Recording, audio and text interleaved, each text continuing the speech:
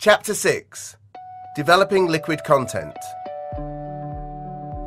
We have a definition of content, and that is the creation of stories that are to be expressed through every possible connection.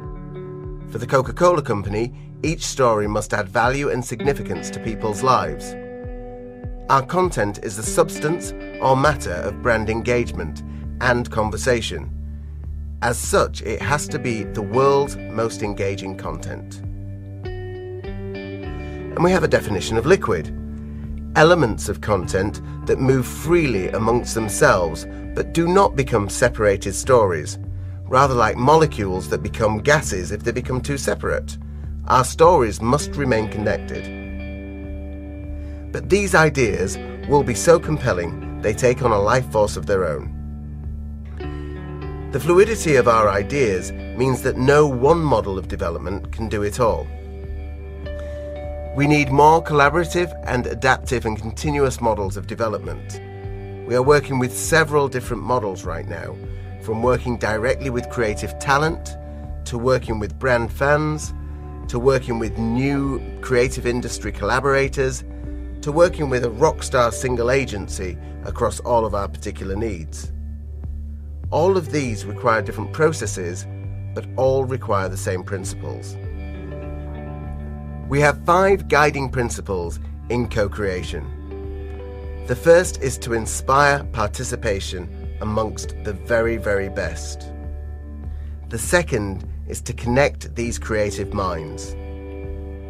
The third is to share the results of our efforts. The fourth is to continue development, and the fifth is to measure our success. So how do we manage the development of a liquid idea? Our role is to govern its flow. We need to define the North Star, some big audacious impact on popular culture. We need to bring out the creativity in all those we work with. We need to encourage bravery. We need to be a catalyst for play. We need to ensure clarity in our thinking. We need to embrace risk and all that entails. And we need to incubate creative ideas and create a culture of creativity.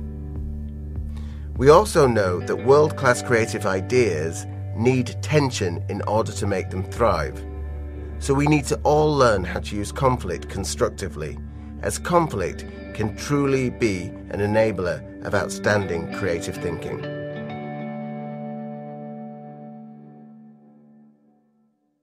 Chapter 7. Applying the 70-20-10 investment principles for liquid content.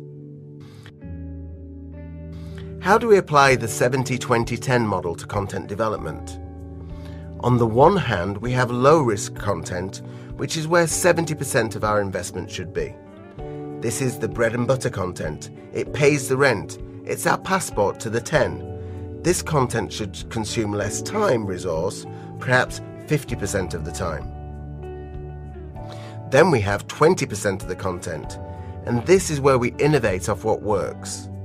This engages more deeply with a more specific audience, but still with broad scale. And then we have high-risk content. This is 10%. These are brand new ideas. These will become tomorrow's 20 or 70. We need to declare learning intent up front. We need to be prepared to fail, and we need to celebrate both failure and success. If we take a look at Fanta, you could argue that Fanta's TVC's Out of Home and Shopper is in the 70%, the mime spoof from Brazil was in the 20%, and the Rollerball interactive campaign that we're producing is in the 10%.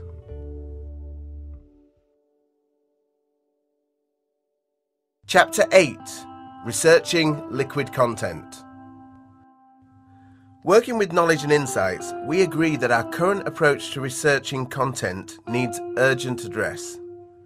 12th Force, Gatorade, second generation Old Spice, Nike's Write the Future, and Nike's Live Strong, these campaigns were all birthed without pre-testing quantitative research. Why? Well, the 30-second TV ad is only a chapter of the idea. Rather like FIFA, it's not the idea in its entirety. The business demands liquid content, but our current pre-testing approach solidifies content too early in the process. For liquid content, any approach that solidifies or evaporates a liquid idea has to be the enemy. Reviewing our current research approach, we need to recalibrate where and how we invest our research budget. Currently, we spend about 20% of funds in qualitative testing, which is an increasingly outmoded and irrelevant tool. Then we spend around 60% of our budget on heavy executional link testing. And finally, we spend around 20% of our budget on static in-market testing through the B-cubed and add-track tools. As we move to a more liquid and linked world, we will increasingly develop big ideas that are not 30-second TV-centric. Therefore, we must develop greater capabilities in testing the ideas. We need to understand how to use research to expand the potential of the creative spaces and the ideas we are creating. In the future, we would like to see around 30% of our research budget invested in inspirational provocation tools like the Immersion Safaris, Communispace and Connect in our upfront creative process. Then, as we start to develop specific creative proof points, we must avoid qualitative testing of scripts altogether. Instead, we'd like to spend around 15% of the total budget on interactive feedback and online consumer dialogue tools. This type of approach will enable us to take these early creative spaces and evolve them into compelling A to Z story arcs. Working directly with consumers is exciting. Consumers produce more brand stories than we do, so let's move towards genuine consumer collaboration. Once we've developed actual stories, say in the form of TVCs, we still recommend link testing, but in a much more efficient and cost-effective manner. A more efficient approach would see the total link budgets be reduced from, say, 60% to 30% of total. And finally, in-market testing. We'd like to see more investment in conversational and real-time testing and in the iterative evolution of content once it's in the marketplace. We've noticed that as soon as we've launched a conversation, we as a company tend to move on far too early. And what we'd like to do is learn how to fuel the conversations that we're having in the long term.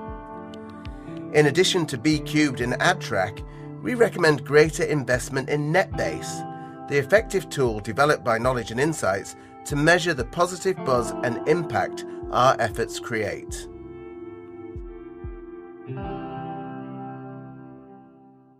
Chapter 9. Applying the dollar multiplier to the iterative production process. Moving into production, we need a more fluid approach to the production process. In a liquid world, we need multiple content, so we need a lot more stuff without a lot more dollars. We need to plan for this in the outset, and we've developed a principle called the dollar multiplier. We also need to accept that some content needs won't be known until we're in market, so we must maintain flexibility so we can respond to the conversations. In a liquid world, we need tentpole and tentpeg productions. Each is vital in holding up the brand story. We need to fuel the development of both through new and emerging creative models, working with new and different creative partners. As a result, we will probably increase the percentage of production spend working directly with production companies. Remember, we need to iterate, iterate, iterate. Don't just replicate your production content.